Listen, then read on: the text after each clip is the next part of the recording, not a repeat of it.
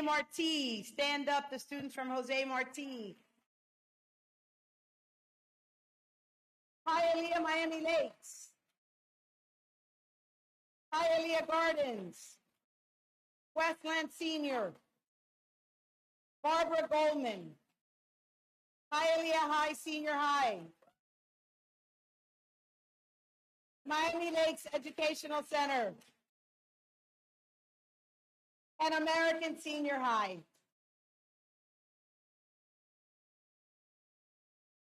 You're in for a special day.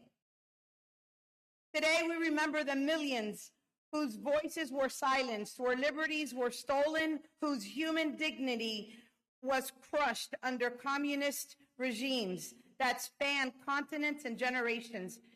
As noted in the Victims of Communism Memorial Foundation website, the remembrance is rooted in the conviction that the history of communist tyranny will be taught for future generations. And our governor, this governor, made sure that we enshrine this into the law, and that today, children throughout the state of Florida are receiving 45 minutes of that education so that they understand and never are confused by what freedom means.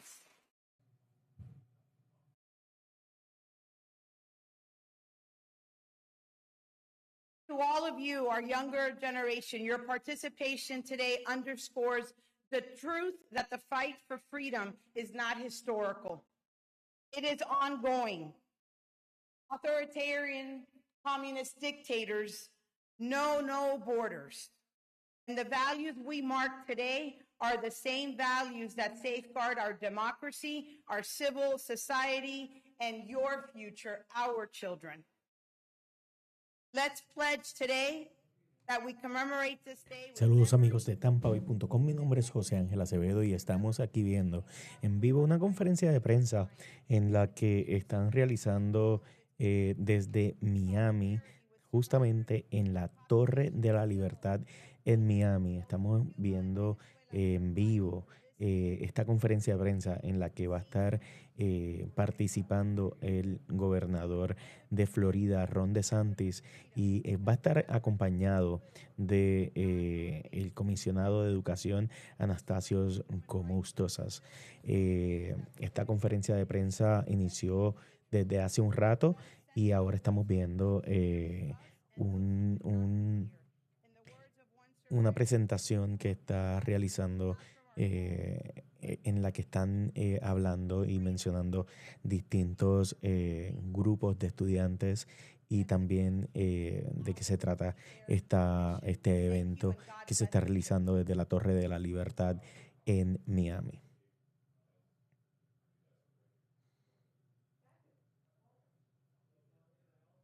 And now I would like to introduce the Honorable Roberto Alonso, District 4 School Board Member and Vice Chair of Miami-Dade College Board of Trustees. Ahora van a platicar a todas las personas presentes, algunos de los líderes de la Universidad de Miami-Dade. But more importantly, with the over 250 students that we have here today from Miami-Dade County Public Schools, standing inside one of the most important buildings in our community, the Freedom Tower. As a school board member and a trustee here at Miami College, but most importantly, as the son of two Cuban immigrants who walked in through these very doors here of the Freedom Tower as Pedro Pan kids, this moment is deeply personable to me and one that I dreamed of for many, many years. This building isn't just a landmark. It's a living symbol of hope. It's where thousands of families fleeing communism were welcomed with open arms. Families like mine, my grandparents and my parents walked through these doors seeking freedom, opportunity, and a better life. My father used to tell me when he arrived in this country, he came here with an empty suitcase, and many of you will see our suitcase exhibit as you come by. And it was empty. It was empty because the communist regime took everything away from them and sent them here with nothing. But to my father, he came with a suitcase that was full.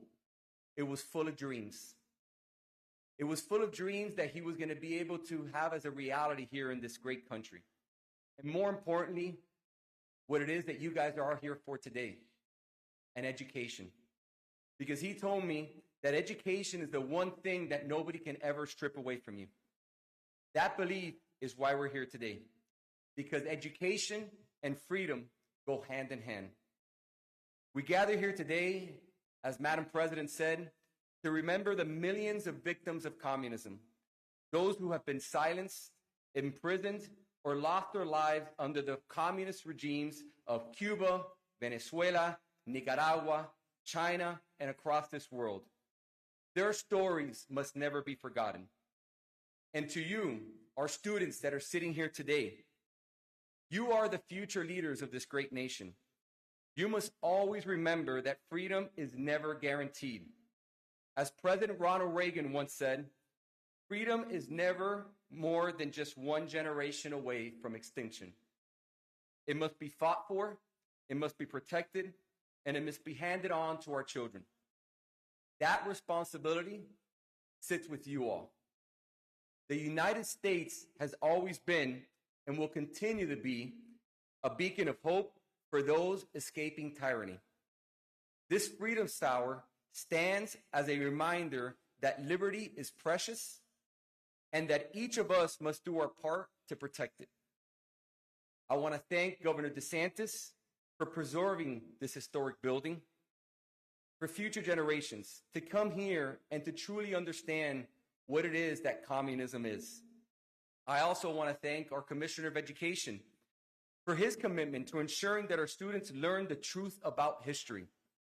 Because when we forget history, we risk repeating it. And of course, I want to thank Madeline Pumariega, our president here, our fierce leader at the college, for hosting our students. You see, this all started as a dream one day as we were walking through the Freedom Tower under construction, and I told her, I dream of the day that I can bring students from Hialeah, from Miami Lakes, from Hialeah Gardens, from our school district to see what it is that our families went through, and we're here today. So let us never forget the victims of communism. Let us honor their sacrifices by protecting the freedoms they dreamed of. And let us leave here today inspired to defend liberty, not just for ourselves, but for the future generations that would come. May we always stand united as one, as Americans, in gratitude for the freedom we enjoy and the generations who fought for it all. And now, it is my great honor to introduce the leader of our state, the great state of Florida, who has always worked to preserve our history, to protect our freedom, and champion education for our students throughout our state. Please join me in welcoming Governor Ron DeSantis.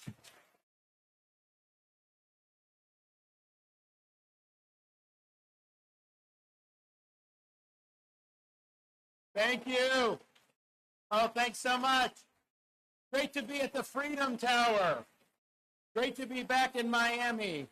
I want to thank everybody. Thank Madeline for her great work. I really believe that when you look around the country at the state and community college level, I don't think there's any institution that is more influential or has the potential to continue to be more than here in Miami-Dade College. I want to thank, I know we got a lot of our board members. Some of you guys have been great. I mean, I see Marcel, just amazing, always a true warrior fighting the good fights with us. And we made promises through the years about what we would do for both Miami-Dade and the Freedom Tower. And I'm happy to say, like all the promises we made, promises made, promises kept, we've delivered on the support for this great. And, you know, I'm coming in, I mean, there's horrible traffic getting here. I'm coming in and, you know, you're looking, you know, the skyline or whatever, but like, you know, you see like a condo building or this, and then you see the Freedom Tower and the architecture was so much better. You know, it's like, we've got to preserve. I mean, we should be doing all the buildings like this. So we're really excited to be able to play a part in preserving, you know, this unique institution. And then we've got our education commissioner who's from Miami, Stasi Kamoutsas, who's doing a great job. Really dropping the hammer on anybody that thinks they have their own agenda that they can do, or anybody that thinks they're going to violate the rights of parents or try to smuggle in ideology. And so I think it's been great what he's been able to do. And yeah, I think we're probably the only state in the country that has a day to commemorate the victims of communism.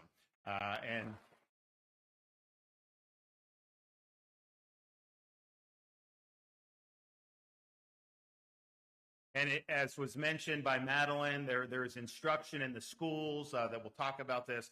And I think it's important to talk about in a very clear-eyed way the destruction, the lives, 100 million dead at the hands of Marxism, Leninism.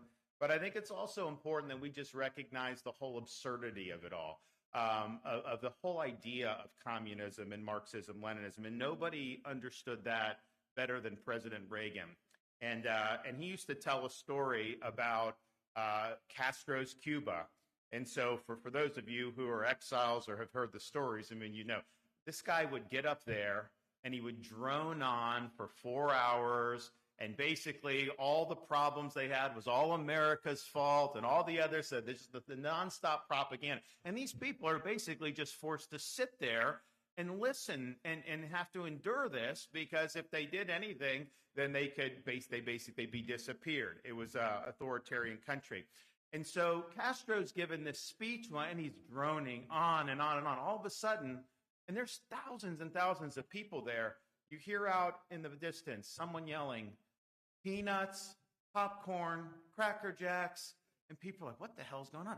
And Castro kind of notices it, and then next, peanuts, popcorn, cracker, and then you start to hear this, and he's really, really flustered. And so finally he says, like, all right, I don't know who's saying that, but if you say that one more time, I am going to take your butt and ship you all the way to Miami. And then 2 seconds later, the entire crowd erupted. Peanuts, popcorn, Cracker Jacks.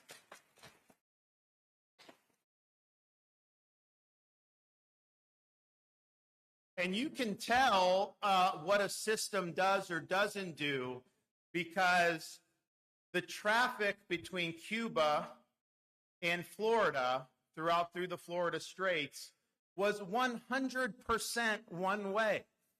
If communism was so good and America was so bad, wouldn't people want to get on a raft and go over to that island? I mean, it's a beautiful island. You know, I have a little bit of experience as a naval officer. I was at Guantanamo Bay for a period of time. And so you see beautiful topography, beautiful coastline. And honestly, you know, had they had a free government these last decades, it would be the most prosperous, you know, country in Latin America, I think, without question. So, you know, so it ain't like this is like in the middle of the desert somewhere where there's just nothing there. This is a great piece, a great island. And so they have this system. And if it's so great, wouldn't one boat have wanted to go to? No, that wasn't. And so sometimes we can talk about theory, we can talk about facts and figures. All you got to do, how did people behave? And there were people that risked their lives to be able to escape Castro's communist Cuban tyranny and come to the United States of America. There was no one who was trying to leave the United States to go there. And it's important that we understand, particularly young people, understand, because I don't think the Cold War was won, all this, but this ideology doesn't fully go away. And it comes back and it's repackaged, and they try to do it under various different banners.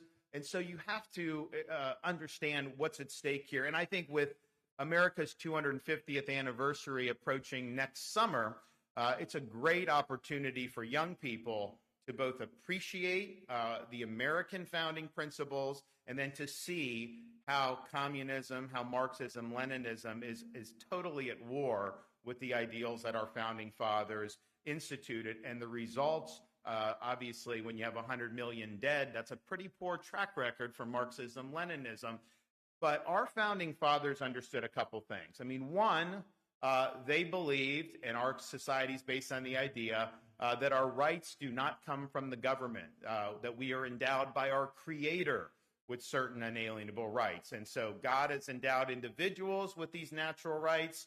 Then the people form a constitution and they loan power to the government to primarily protect the rights that we already possess and to be able to order society in ways that are beneficial. But it's not about government giving you freedom.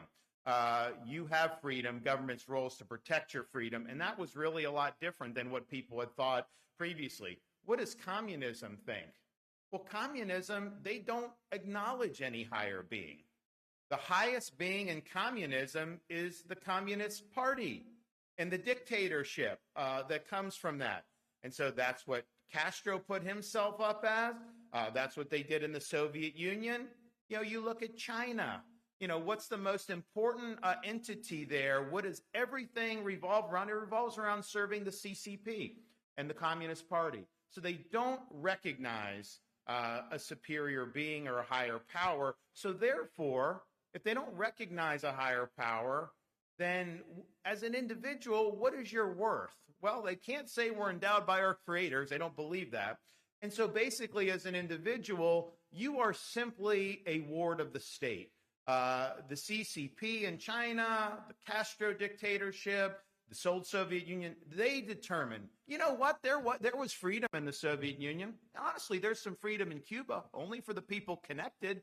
You know, the people that are connected to the Communist Party, they live like kings, while everybody else lives like peasants. And so, you know the right person, if you toe the party line, maybe you will be given freedom. But it's all based on the whim of the state. It's all based on what the Communist Party says. And that is totally contrary to what America was founded upon. We had a founding fathers. They didn't do it for themselves. You know, when Castro led the revolution against Cuba, had all these people that, you know, they considered themselves kind of more outcasts of society. It was kind of like the proletariat and all the rhetoric or whatever.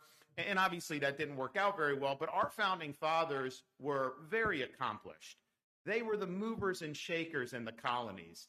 When they met in Philadelphia and signed the Declaration of Independence, that is not like just emoting on social media like people would be today, or just popping up. This was, they pledged their lives, their fortunes, and their sacred honor. And that wasn't hollow rhetoric. If they did not succeed in achieving revolution, the penalty 100% would be death for every single one of them. And so they basically signed their own death warrant, and then they had to win an improbable victory. So they had a lot to lose, and honestly, much less to gain personally, but it was the principle about whether people can govern themselves or not. And you've seen how America, and look, we have ups and downs in this country. You know, we've got problems that we deal with even today, major problems. But no country has given more people more opportunity in all of human history than the United States of America. And that wouldn't have happened unless those folks stood up and fought.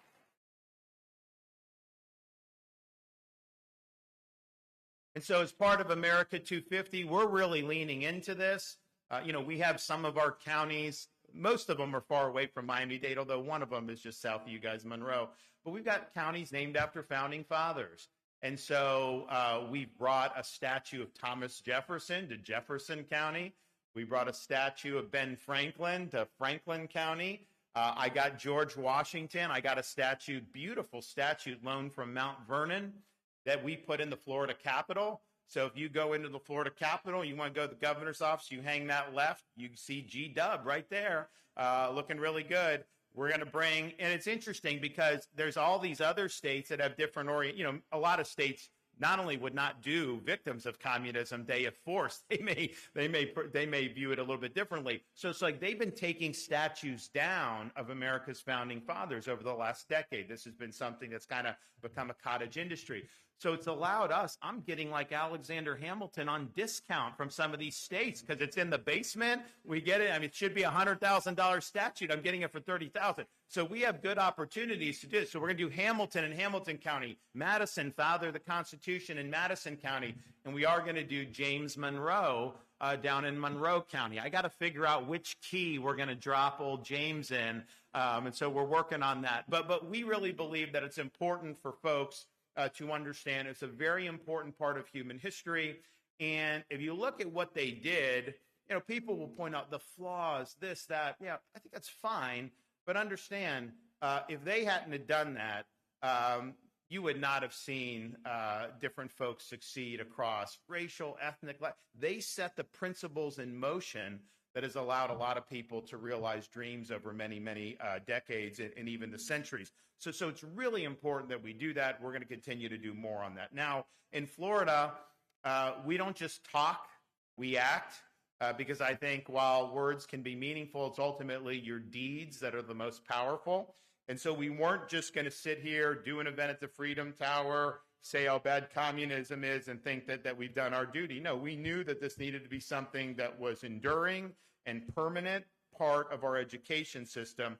So we were able to sign bills into law doing a number of different things. One, of course, we have officially established November 7th as the Victims of Communism Day in the state of Florida, which is the first in the nation to do that. But we're also leading the effort to educate our students on the evils of communism. We have, obviously, I mean, we have people in this room who are have firsthand experience with communism. There's people in this room who have grandparents who suffered under communism. And it's not just Cuban Americans, by the way, because, you know, Florida is really we've attracted people from Eastern Europe during the Cold War. You know, people that have done that. You see people in South Florida with that as well. So this was, you know, abroad. I mean, I'm working with Taiwan on different stuff. And so they know firsthand. And so we've got Taiwanese Americans. We've got a lot of, but our Victims of Communist topics for the students will go over Lenin and the Russian Revolution, Joseph Stalin and what he did during the Soviet. You know, Stalin, I mean, if you looked at him the wrong way, you were gone. I mean, they would just kill you, like almost on the spot. He was responsible for millions of people dying under his regime. Mao Zedong and the Great Leap Forward and the Cultural Revolution. Nobody has a higher body count in the history of communism than Mao Zedong, because he was doing things like the Great Leap Forward, which was trying to centrally plan the economy.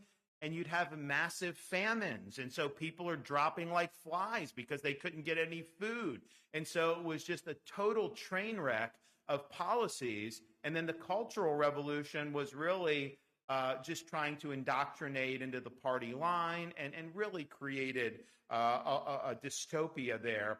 They have to learn about Fidel Castro and the Cuban Revolution and the communist takeover of Cuba. Look about what he was promising when he took power, and then look what ended up happening.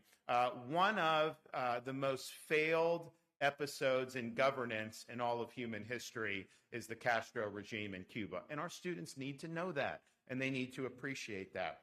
Pol Pot and Khmer Rouge, the modern fall of the Soviet Union, as well as Hugo Chavez and Nicolas Maduro and what they're doing in Venezuela, or what Chavez did and what Maduro continues to do. And let's just be clear, none of that probably would have been able to happen without the communist regime in Cuba helping to support that and prop that up as well. So our students are going to go into this very wide-eyed. We think it's important. We're also going to be adding, and I know Stasi will talk about this in upcoming academic years, students to be given instruction on the history of communism within the United States, the domestic communist movements, including tactics that were used. We just had a guy elected in New York City, elected the mayor. I came up to the podium and I quoted Ronald Reagan. He came up to the podium and quoted a guy named Eugene V. Debs, who was a communist. And so you see that. So we will provide instruction on that. One of the things I'm happy about is Senate Bill 1254, which authorizes the newly established Institute for Freedom in the Americas at Miami-Dade College to partner with our Adam Smith Center for Economic Freedom at Florida International University with the goal of promoting the importance of economic and individual freedoms as a means to advance human progress. And they will have a specific focus on how these policies can have a beneficial impact throughout the Western Hemisphere. And I will tell you, we've not had a great run in the Western Hemisphere recently. I mean, you look at the leader of Colombia, Brazil, I mean, obviously Cuba, Venezuela, always a problem. I mean, we've got a couple bright lights in the West. You know, for a while we had, you know, a Prime Minister of Canada who I think was a Marxist too, Trudeau. And his mom was very close with Fidel Castro in maybe more ways than one. So, you know, you have this, and it's like, you know, I'm sitting there during COVID, and people are fleeing down from Canada because he's locking down everybody, and they're seizing bank accounts from the truckers, and they're doing all this stuff. And I'm thinking, like, you know, who would have thought that in North America we would be dealing, you know, with some of this stuff? So it hasn't been a great run. So I think that what Miami-Dade College and what Adam Smith Center will be great for the students first and foremost, and great for South Florida. But I also think it's going to have resonance because people need some inspiration. People need some hope in some of these parts of our hemisphere that things can be better, and they can be better. So I want to thank everybody that's been involved with all of this over the years. You know, I can't think of a place that in this country that has a more instinctive understanding of the dangers of communism than we have in our South Florida communities. So thanks to everybody that's been involved. Thank you to the folks in my administration and in the legislature who've worked really hard to do this. I don't know if we have any legislators here today. I know I saw some people, saw some school. Okay, yeah, great. And then, oh, Gonzalez is here, Commissioner. This guy's really good, Rob Gonzalez, and the commission.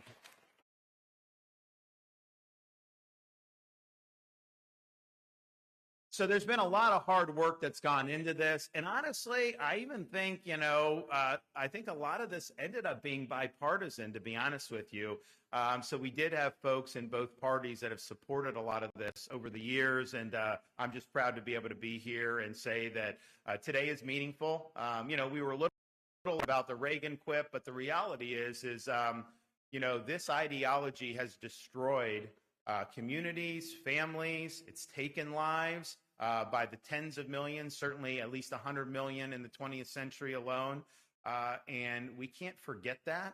And we just got to know, let our students understand what the harmful effects would be, because people can say these things, they can always promise these things, and then it always ends up being the same old song and dance, and it leads to human misery. Okay, our education commissioner is going to come wrap it up. The indomitable Stasi Kamutzis.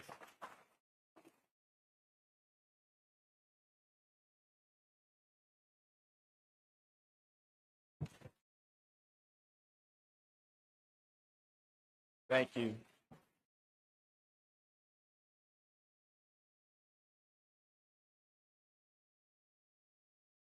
Well, can we give it up for that history lesson from the greatest governor in America, Ron DeSantis?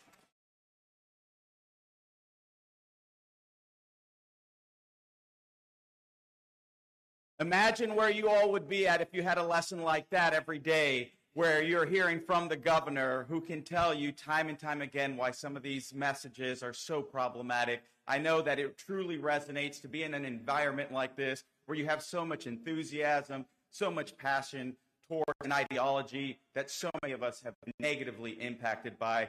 Everybody knows that I'm Greek with a name like Anastasios Kamutzis, but what folks don't realize is that I'm also Cuban. And when I come here and have heard the stories of my grandparents who fled communist Cuba, like you, board member Alonzo, with nothing but the clothes on their backs, those were the stories of victims of communism that every student in this state and in this nation should hear about, so that they understand, critically understand, why they believe in what they believe in. Thanks to this governor, we ensure that on this day, every year, November 7th, is Victims of Communism Day, where students across the state in high school will receive 45 minutes of instruction related to this. Now, I remember when the governor passed this, this passed through the legislature and the governor signed the bill, there was a big event that was taking place, and I see my good friend, Senator Calatayud, who has definitely behind the scenes done quite a bit of advocacy as it relates to this constitutional republic and spreading the message on the evils of communism. But I remember she was at the event. I remember many were at the event, and it was on November 7th, 2022, the day before the governor's reelect. And you know what the media said? Well, they picked November 7th because it was the day before the governor's reelect because he wanted to use it as an opportunity to campaign, which was horrible. It was horrible, but these were the kind of attacks that this governor has often faced to be able to champion liberty and freedom in this state. The reality is, if you know the actual history, November 7th, 1917 was when the Bolshevik Revolution began in Russia, and that is why on November 7th, we talk about Victims of Communism Day. And so this is an incredible honor to be here. I'm so thankful to be in my hometown, Miami. My mom still lives in Hialeah, right behind Westland Mall, so they're the Hialeah folks that are in the house.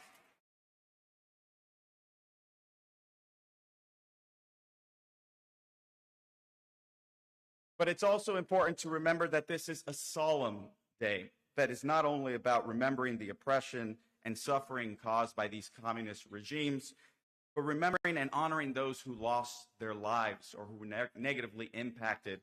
I think of my grandmother, Ida Vives, who still lives here in Miami, and my father, Reinaldo Vives, who unfortunately is in hospice right now and in his last days. Their families were torn apart. My grandmother had 13 siblings. Many of them stayed and died in Cuba. I remember it was like mission trips. As a kid growing up, she would go over there because she didn't trust the communist government in Cuba. She didn't trust that the money she was sending was actually making it to our family because they often said, we did not receive the money you had received. And so she would go over there. She would bring these massive bags wrapped up. You've seen it at the airport in saran wrap to be able to bring supplies like food, to be able to bring canned goods, clothing, medicine. I have cousins in Cuba that when their 3-year-old has a fever, they're putting the child in a cold bath because they do not have Tylenol. That's the medical services that they receive, even though the communist government would have you believe that they have the greatest healthcare system in the entire world. It's not true. And it's important you hear the anecdotes from the people that were directly impacted. It's important you receive this instruction to understand what these ideologies lead to. And so I'm thankful that on Victims of Communism Day, students learn about the atrocities committed under the communist governments, including famines, forced labor camps, political persecution, and systemic suppression of freedom and faith. People don't realize in Cuba, for years, there were underground churches that were taking place because you could not profess your faith publicly or you would be prosecuted, you would be in prison, you would be executed.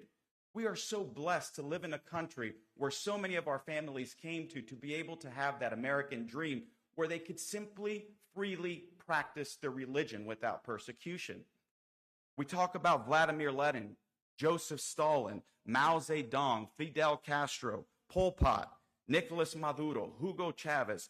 These are not just names in a history textbook.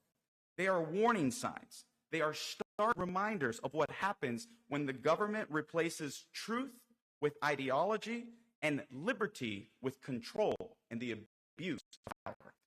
When students comprehend the horrors of communism, they are inspired to appreciate and defend our freedoms. In 2024, the governor, he mentioned that he signed Senate Bill 1264, which created the Institute of Freedom here in the Americas, that promotes this idea of democracy and individual liberties, particularly in Central and South America and Latin America. And there are so many people that serve on that board that I'm particularly grateful for. But one of them was actually my professor at FIU, Orlando Gutierrez Boronat. Anybody know who that is? Let's give it up for Orlando. He is a huge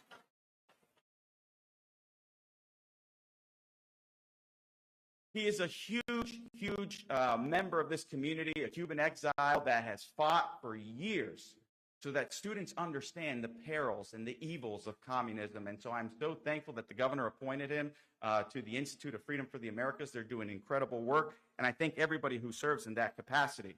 But as the governor mentioned, as a result of that legislation, there were all standards that our State Board of Education are going to vote on next week as it relates to communism.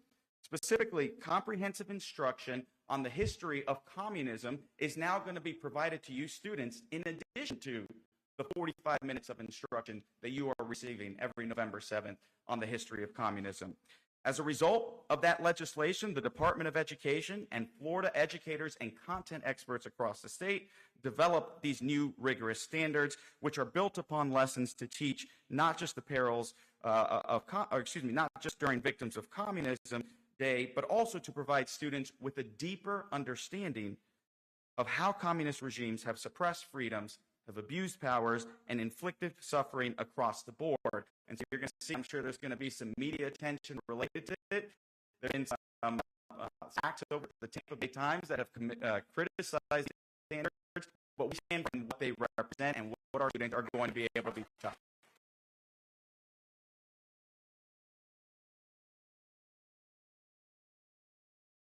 It is now more than ever that students understand the dangers of communism. Too many of our youth have been captivated by politicians, pop culture figures, and social media influencers promising the false hope of equality without the freedoms that will be stripped away as a result.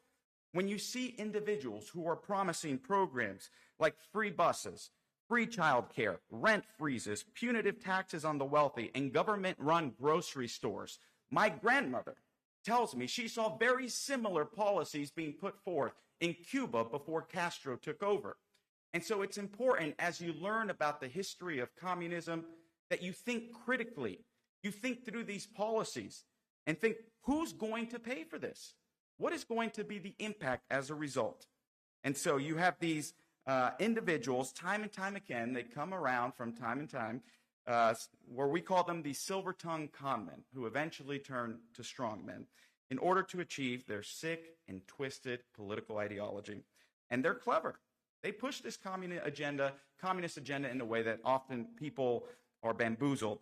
And so it's important that we teach these policies so that students are able to critically think for themselves and see and recognize them as they become adults. To the victims of communist regimes and their families, Florida will always remember and honor you today for standing up against oppression and corruption. And as long as I serve as commissioner, we will never forget your stories. We will teach every student that freedom must be defended and it can never be taken for granted. To our teachers that are implementing these standards and teaching today on Victims of Communism Day, thank you. Thank you for helping our students understand how once prosperous countries can turn themselves into devastating wastelands under communism. And to our students, you are the guardians of freedom. You must recognize them and protect them. And the promise of equality without freedom is no future at all. Today we honor the victims of communism by ensuring that its lies never find a way in the homes of our Floridians, not now, not ever. Thank you, and God bless you all.